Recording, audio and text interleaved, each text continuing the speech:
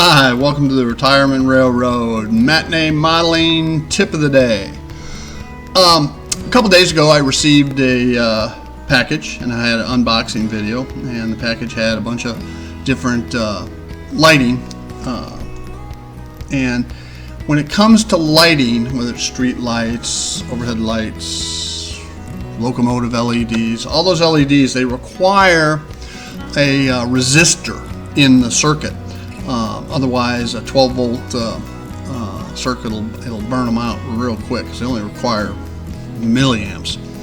And some of the lights I received were these little over-door fixtures and LEDs, but they did not have the resistors pre-soldered in line. But they did come with it. All right, a pack of 10 of the overhead lights, a pack of 10 of these resistors. And so today I want to show you how I put these resistors in line and mounted to a model. First thing to keep in mind, and I had to refresh my memory on it, as to while these resistors are not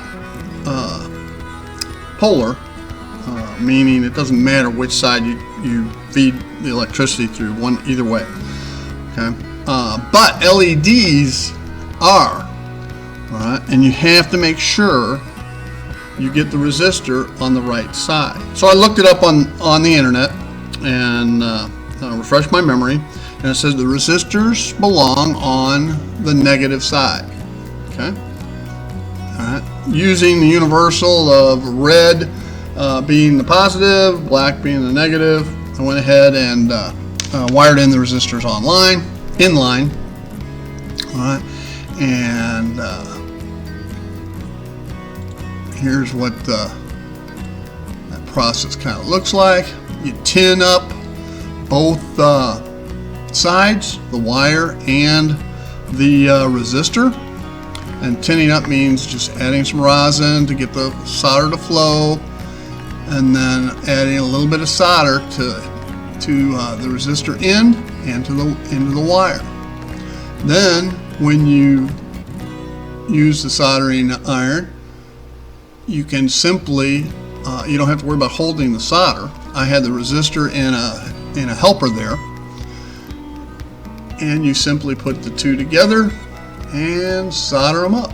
Now, one thing to keep in mind, you do want to use some shrink tubing. So I feed the shrink tubing on before I solder.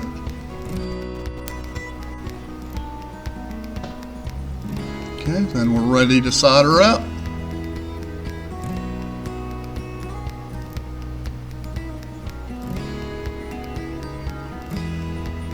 And simple process. Okay, easy. You give it a little tug, make sure it's on good. Then you feed the shrink tubing up over that connection, that soldered connection. And the proper way is get a heat gun and melt that shrink tubing. But most of us just simply use the soldering iron and gently go back and forth across the underside and top of the shrink tubing, getting it to melt down onto that connection. That'll help protect the connection itself from pulling apart, but also it keeps from a short occurring. That's pretty much all there is to soldering up the light. Then it's just a matter of mounting it, and for that the Vulcan material gravel plant, I had already pre-drilled 3 overhead holes overhead some of the doors. Passenger door in front, a cargo door in back, and over the 2 rail siding doors in the middle. So then, here I go getting that. I'll bring it down. And we're looking at the back side of it right there, and there's a large door on the back, and like I said, I've already pre-drilled the hole and tested the light. I feed first the wire through with the resistor, and then the other wire through the hole, and the hole's drilled big enough for that resistor to get through, but not too big that the light fixture itself pushes through, because it had a flange on it. Then I used a little super glue.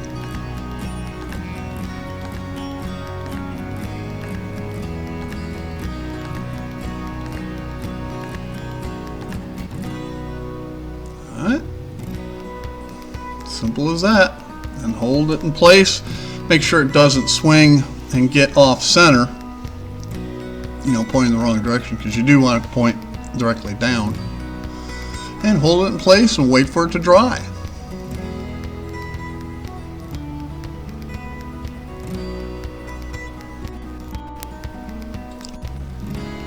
Okay, the next thing you have to do is wire it up to the power source.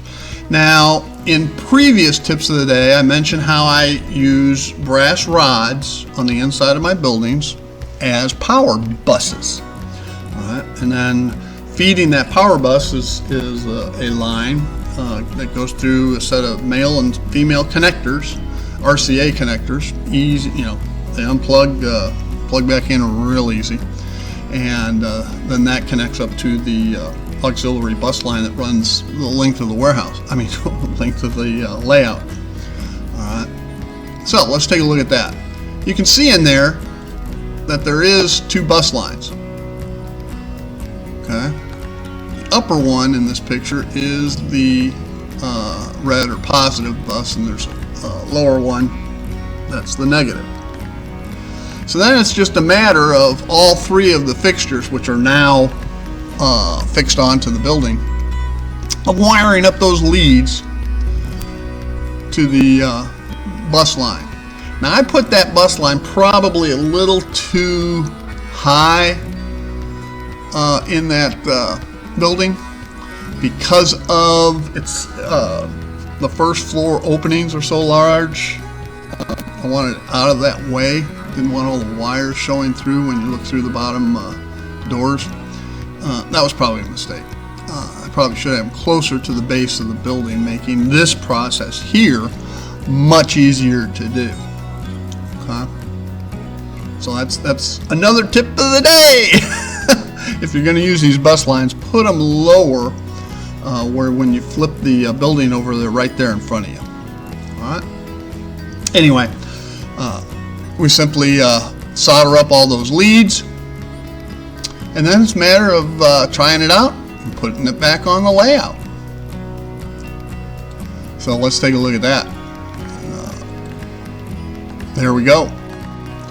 You know, notice the one above the two siding doors is in fact just a tad cockeyed. But then again, you know, life's a little cockeyed sometimes. So that's how easy lighting up a structure can be. You know, you've got these two overhead door lights on the front of the building. There's another one on the back. So these are pretty bright bulbs. So anyway, lighting buildings, as Martha Stewart would say, and I've said it before, it's a good thing, and really adds another dimension to your model railroad when you dim the lights or make the room pitch black, and all of a sudden the layout comes to life with the different lighting effects. So, all right, I want to thank you for joining me here on the Retirement Railroad Matinee Modeling Tip of the Day. You all have a happy modeling day. Thanks for watching. Bye now.